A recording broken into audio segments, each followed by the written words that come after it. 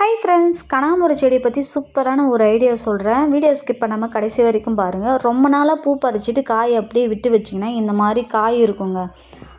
அதில் பார்த்தீங்கன்னா இந்த மாதிரி நிறைய விதை இருக்குங்க. அதை எடுத்துகிட்டு போயிட்டு நம்ம காய வச்சுட்டு அதுக்கப்புறமா போட்டிங்கன்னா செடி முளைக்கும். நாங்கள் அப்படி செய்ய மாட்டோங்க. நாங்கள் செடி வைக்கிறதோட சரி, இந்த காயை உடச்சி கீழே போடும்போதும் பார்த்தீங்கன்னா நாங்கள் அப்பப்போ களை எடுத்துருவோம். அதனால் செடி முளைக்கவே முளைக்காதுங்க.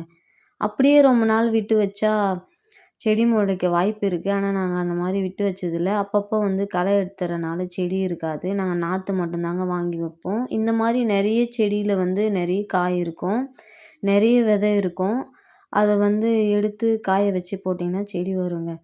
இந்த மாதிரி கனகாம்பரம் செடியை பற்றி ஏதாச்சும் உங்களுக்கு டிப்ஸ் வேணும்னாலும் சரி, இல்லை விதை செடி எது வேணும்னாலும் இந்த வீடியோ பார்க்குறவங்க எல்லோரும் கமெண்ட் பாக்ஸில் கமெண்ட் பண்ணிவிடுங்க. அப்படியே இந்த வீடியோக்கு ஒரு லைக் போட்டுருங்க. இந்த கனகாம்பரம் செடியை பற்றி நான் நிறைய வீடியோ போட்டிருக்கேன், இனிமேலும் போடுவேன். தொடர்ந்து என்னோடய சேனலை சப்போர்ட் பண்ணுங்கள். வீடியோ பிடிச்சிருந்தா லைக் பண்ணுங்கள், ஷேர் பண்ணுங்கள், கமெண்ட் பண்ணுங்கள், சப்ஸ்கிரைப் பண்ணுங்கள்.